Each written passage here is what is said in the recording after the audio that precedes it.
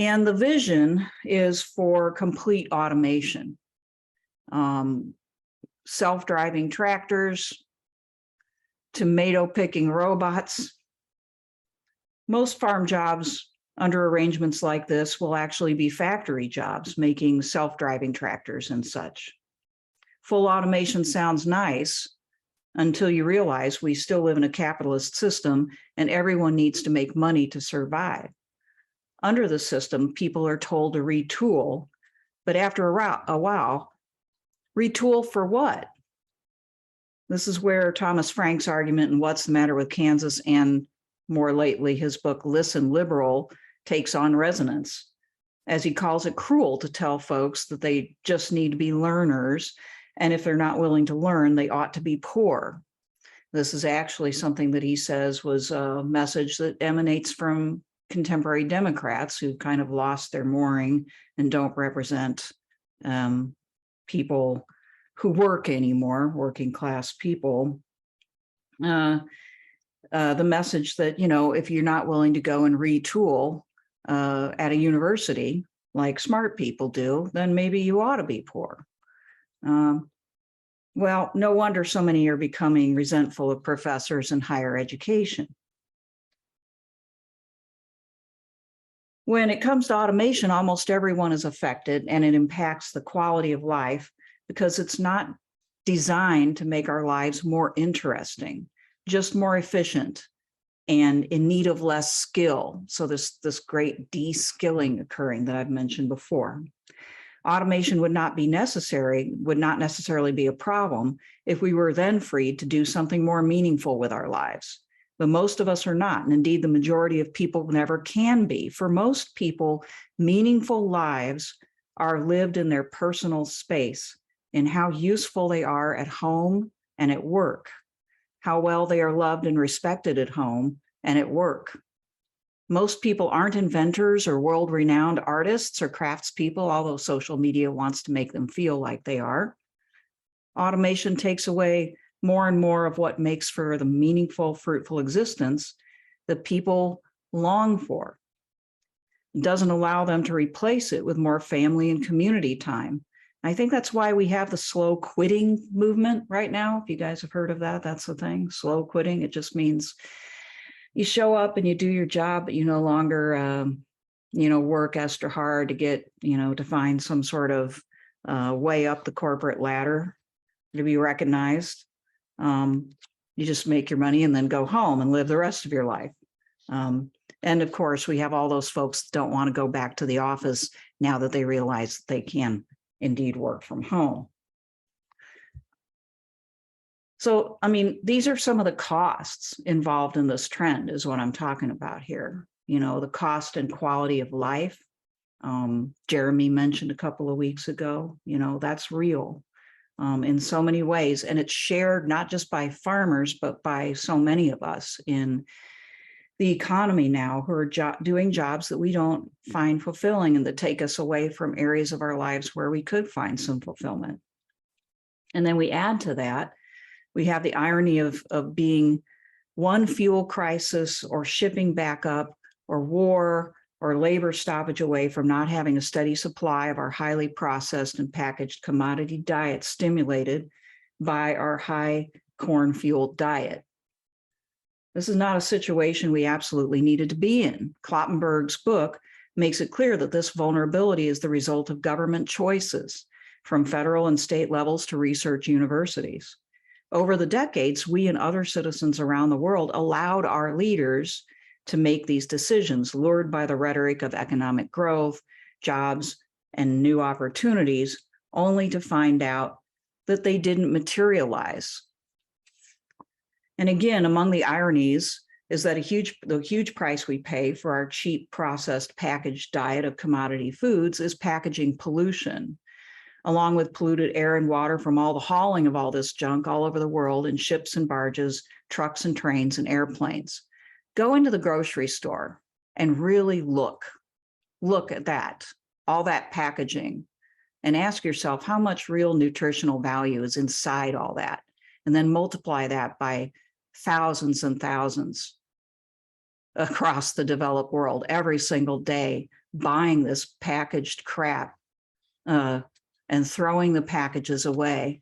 It's a wonder that there aren't more scenes like this, but there will be eventually. We won't be able to escape our own garbage. And Americans, as we know, are getting heavier and paying the price in less healthy and shorter lives, and in all the added health care they need to overcome their way of life. That's a cost that we don't calculate into this system. And meanwhile, there are other parts of the world where people are periodically starving. The latest one being in Somalia, again, threatened with at least 500,000 deaths due to starvation from the latest famine that is impending. We live in a world, as Mackenzie Wark points out, where there is no real scarcity. We have a manufactured scarcity to keep the system going. And the climate change that developed world has accelerated is the price paid by all of us, but particularly in areas that are already struggling. So why is it so hard to change direction? This is the question that I get asked all the time. Why is it so hard if we can see all of these problems with all of our abilities that we've proven we have to solve problems? Why is it so hard? Well, I think for much of human history, there's been a lack of foresight, truly, a lack of imagination about what was likely to happen as a result of some of our actions, particularly in technology. In the early modern period, though, to the rise of Romanticism, we saw the dawn of a new awareness that continued, at least among philosophers, historians, and the like, as to the not so attractive ramifications of technological developments. But most people, including most political leaders, remain blissfully unaware, even now. But part of the reason this is the case now, why even well-meaning people who are predisposed to believe you when you say that we're in trouble, is entrapment or enmeshment within what Jacques Ellul called technique, a process of technological rationality that once started is very hard to even see, let alone stop. That's because of the diffused responsibility and fragmented organization and vision of modern society that we now have. Everybody is given a discrete task. Nobody sees the big picture. So it's hard for us literally to see the forest for the trees. And if we do see that bigger picture, we realize that the change we need seems so drastic, so big, that we shrink back from it and stop thinking about it because it's so disturbing. So even well-meaning people who really want to, or say they want to do something about it, cannot stay focused for long because it's too frightening. It's too disturbing. Wark captures our moment with this quote. She says, information again and again escapes the commodity form and flows as pure gift among the producing classes as an advertisement for its own bounty, only to be stuffed back into the objectified commodity form by the vectoral class and held apart from the producing classes as an artificial scarcity. This is the position of the typical consumer from Wark's perspective. It is a great injustice. Our work could be used so much better if it were for ourselves and the people we cared about. And I have the picture of beauty products there because truly this would be a case of our own productive ability being commodified and resold back to us. I'll just let you think about that for a bit. We're sold our own souls, as Wark says. We are on the consumption treadmill, and those who profit from it the most have every incentive to keep us from gaining self-control and better priorities. Wark says the vectoralist class hopes to extract a surplus from selling back to the producing classes their own souls. If that doesn't make you think, I don't know what does. They are selling us a cheapened version of a meaningful life. She says, desire must be pushed one step ahead, lest demand slacken and the useless profusion of things appear in the naked light of its futility. We would be able to see this But we are constantly lured back into this world in which we cannot stop, and in which we just, there is no alternative, because to have an alternative would mean to change so drastically, it would be frightening. So instead, we look for a savior. And, I have listed there some of our saviors that have been sought. The proletariat class as the class that will overthrow all the oppressors and bring in the communist revolution, or Mackenzie Wark's hacker class who can, basically take over the vector and control the world, or Guy Standing's notion of the precariat as a way of bringing together the working class and all the other white collar people who are likewise oppressed or used.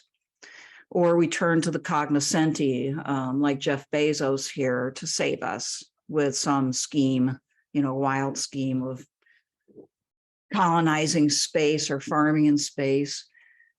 Or, more practically, we look to populist leaders and nationalist ideologies. And I think this is a lot of what's going on at this moment, is that people are feeling this deeply troubled, anxious, empty feeling, right? That something has gone terribly wrong. We are not who we are. And any way out of that, people will look for. Now, there's one thing that I've learned from Slavoj Žižek, who I know can be kind of weird or whatever, but he taught me that there isn't that much difference between Bolshevism and nationalism, right? That both of these are caused by the same thing in a way, right? They are caused by a deep desire for change, for a sense that something is terribly wrong and that people are being exploited and not represented in the current system. But no matter what movement or leader we pour energy and support towards, they get somehow recuperated or corrupted or tamed. So these right-wing nationalists are no exception to that. If they ever were well-meaning, which one can doubt, they quickly are not. And most of them are just simply riding the crest of the wave that already exists and taking advantage of it. So they speak about, the common man or the forgotten man, to appeal to this angst and this anxiety, but they aren't going to do any different, and usually do not. We can't argue that the problem is failed Democrats, like Thomas Frank argues, or ignorant racist voters who vote for these people. This is an international phenomenon, and that's one thing I really want to stress here. It's an international phenomenon that's been unfolding for quite some time now. It's not just happening in the United States, and that means that it's not the failure of either the Republican or the Democratic Party. It is a global situation. So we have to look for global causes, and I think those global causes are in our globalized economy, of which the seed is, the case of the seed is one small example. Most lately, the Sweden Democrats have just now become the second largest party in the Swedish parliament. They are a party who's been around a while and are definitely leaning fascist / nationalist. They have a long history. And in Italy, it does look like we are going to get a right-wing prime minister, a nationalist prime minister from the Italian Brotherhood Party.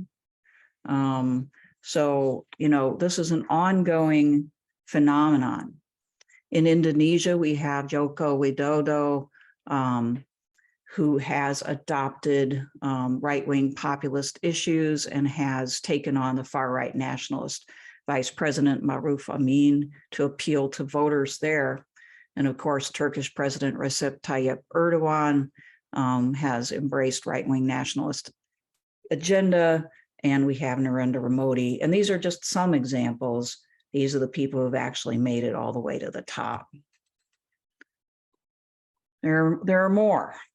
Okay, so this is an ongoing thing. You all remember the truck drivers recently in Canada. who were pissed about the vaccine mandate, among other things, stop traffic in the middle of the city. And I would just argue that there's definitely overlap between these Trump protesters, the Canadian truck driver protesters, and these anti-immigrant protesters in Germany with their accusations that immigrants are raping their women. Chantal Mouffe says, we should realize that to a great extent, the success of right-wing populist parties comes from the fact that they provide people with some form of hope, with the belief that things could be different. Of course, this is an illusory hope founded on false premises and on unacceptable mechanisms of exclusion, where xenophobia usually plays a central role. But that doesn't belie the fact that they form because people are looking for some form of hope. So I've just got a couple more points to make, and then we can have a discussion. We know some things, based not just on our current experience, but the observation of people for a long period of time, right? People need meaningful lives. The fact that so many people feel like they're not living them is a problem. People need strong interpersonal relationships. Current capitalist mode of production and consumption and distribution break those apart. We need to be cared for by others, and we have the resources to do so, but we aren't consistently using them to do that. Everyone wants to be represented and heard, although not necessarily by voting. But in countries where we definitely have the vote, people still don't feel represented and heard. Why is that? We want to believe in something greater than ourselves. And as our chapter and also my book, Ideological Possession, argued, we have put a lot of our faith over time in these false, more or less false gods of these types of populist, nationalist, and other ideological leaders. This is why political theory matters so much, because literally political theory, political ideas pretty much it's the architectonic science, right? It's the architectonic knowledge. It's what people use to justify their actions. It's what inspires new systems and proposes change. And in this case, gives not so well-meaning people a ready argument as to why you should join them in their nationalist agendas. These are some of the current movements and ideas that are on the table for giving people what they need from that list, okay? In my heart, I don't think liberal welfare state or democratic socialism or transnational populism or international governance, or even the other three, are really the full answer. But I will say, I feel like because it's quite clear where we're headed internationally, if we don't do something, that if we don't start to address people's sense of deprivation and oppression and lack of belonging and anxiety soon, even if it's by democratic socialism or some other means, we are in trouble. We are in trouble already, and we're going to be in more trouble. So I'm kind of open to a lot of different ideas, actually, and I lean towards what is practical and rather immediate because of that. In the long run, obviously, liberal or democratic socialism is not good enough and shares many of the problems with our current system.